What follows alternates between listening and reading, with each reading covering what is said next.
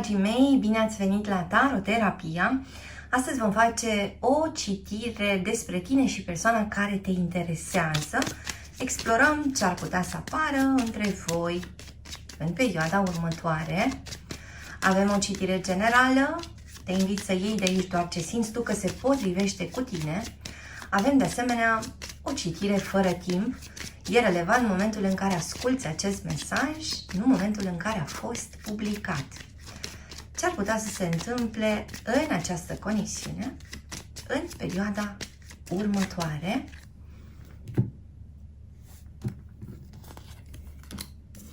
Și avem aici niște noutăți mari. Avem aici o veste despre ceva ce se dezvoltă. Avem o veste despre o relație care crește sau se oficializează. Două persoane care încep să fie împreună sau despre două persoane care încep să fie împreună în mod oficial, să declare povestea lor în fața celorlalți. În alte cazuri putem avea o logodnă sau chiar o cerere în căsătorie sau vorbim în alte cazuri despre o întoarcere a cuiva, despre reluarea unei relații serioase. Așadar, citirea se deschide cu aceste noutăți despre o relație care înflorește sau care este reluată și se va îndrepta către ceva pozitiv. Haideți să vedem mai departe. Această persoană despre care tu întrebi este cu gândul la tine. Această persoană s-a frământat destul de mult în interiorul său în legătură cu ceva ce tu așteptai, ascultătorule. Și s-ar putea să primești un semn în perioada următoare din care vei înțelege că această persoană este dispusă să vorbească mai mult, să se deschidă și mai mult și să-ți prezinte până la urmă ce are în minte. Așadar, ce urmează între voi doi este de asemenea o perioadă de deschidere. În alte cazuri mai simt de asemenea că vor avea loc niște discuții despre copii sau despre niște planuri sau despre niște proiecte noi și că lucrurile astea pot aduce o bucurie foarte mare ție, ascultătorule, dar și acestei persoane care parcă pregătește ceva. Haideți să vedem mai departe.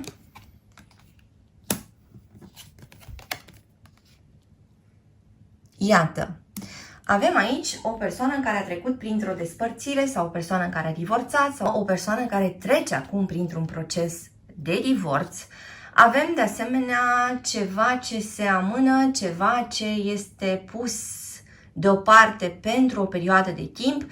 Simt că în anumite cazuri aici vorbim despre o relație care a fost împinsă cumva de neînțelegeri, de certuri către linia finală și totuși ceva este reluat, ceva este reparat. E ca și cum dragostea renaște între voi în perioada următoare și explorăm în continuare cineva care se plânge de absența ta, cineva care spune că este dor de tine. Niște mesaje pe care tu le primești, mai multe mesaje sau mai multe telefoane pe care tu le primești în legătură cu cineva care îți simte foarte mult lipsa, cineva poate de la distanță în anumite cazuri sau cineva într-un semn de apă, pești, rac sau scorpion, sau de asemenea mai simt de la persoane care sunt născute pe data de 5, 15 ori 25, 2, 12 ori 22 sau 8, 18 ori 28 ori luna august, ori luna februarie, ori luna mai. Așadar, o desfășurare pozitivă a evenimentelor în perioada următoare. Haideți să explorăm mai departe ce ar putea să apară între tine și această persoană în perioada următoare.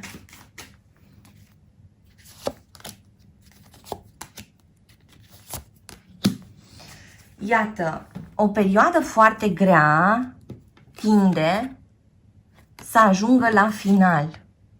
Ceva aici este închis și vorbim despre închiderea acelor lucruri care au produs foarte multă suferință în tine sau în această persoană. Se închide ceva dureros și se deschide o comunicare în primul rând între tine și această persoană, o discuție din inimă, o poveste care capătă din nou șanse prin deschiderea celor doi parteneri, prin voință reciprocă, prin bunăvoință din partea ambilor parteneri. E ca și cum ceva aici se echilibrează într-un final. E ca și cum auziți din nou fiecare dintre voi aceeași muzică, pentru că e ca și cum până acum ați fi dansat pe ritmuri diferite. E ca și cum până acum o parte dintre voi ați fost într-un soi de povești paralele, de ca și cum fiecare dintre voi avea o anumită pereche de ochelari prin care privea către această relație. E ca și cum fiecare dintre voi a trăit de fapt mai mult în mintea sa, în interiorul său, decât în relație cu adevărat cu celălalt. Haideți să explorăm mai departe. Avem aici pe cineva din rac, care poate interacționa cu cineva dintr-un semn de aer. Mai avem de asemenea aici pe cineva în Vărsător. O dorință care poate fi împlinită și ceva ce până la urmă este rezolvat. Cineva în Capricorn sau cineva într-un semn de apă care simte că ceva trebuie tăiat, ceva trebuie înlăturat. Ceva trebuie scos neapărat în afara cadrului vostru. E ca și cum aici apare o idee nouă și prin intermediul acestei idei, ceea ce v-a ținut foarte mult pe loc, ceea ce v-a ținut foarte mult într-un colț sau ceea ce v-a făcut să vă simțiți lipsiți de prea multe resurse, este dat la o parte. Ceea ce intră în scenă este această nouă energie care poate să aducă de fapt o împlinire a unei dorințe foarte, foarte mari. Explorăm mai departe.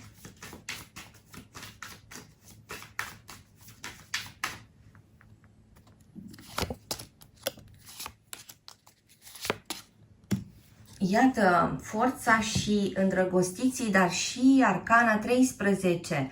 O poveste de dragoste care se transformă semnificativ.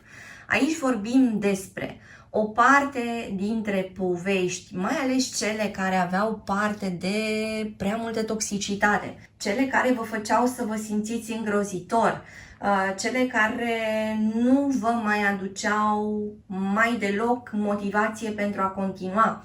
Genul ăsta de poveste toxică se poate încheia, iar odată cu acest final apare un nou început, apare o nouă persoană, apare o nouă relație semnificativă pentru o parte dintre voi.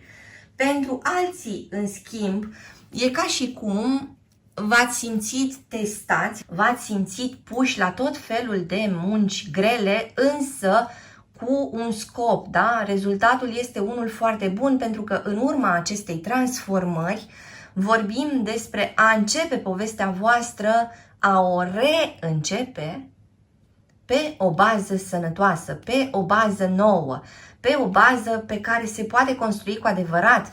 Avem aici de asemenea Leu, Gemeni sau Scorpion, sau vorbim despre interacțiuni dintre semne de aer și semne de foc. Așadar, o perioadă foarte importantă care schimbă, iată, cursul acestei relații și explorăm mai departe.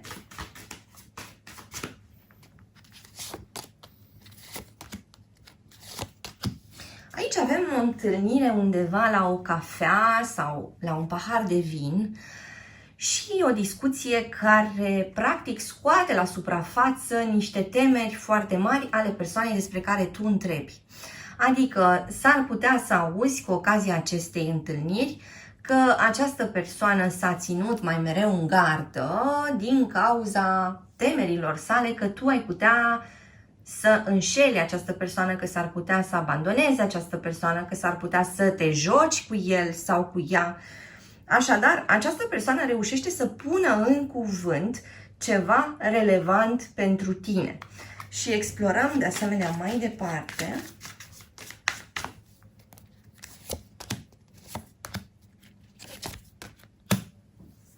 Iată, o nemulțumire care este transformată într-o bucurie, într-un moment în doi. Ceva ce începe să strălucească din nou între voi, ceva ce vă încălzește pe amândoi. De asemenea, în alte cazuri, aici este o vacanță la mare pe care o puteți face împreună.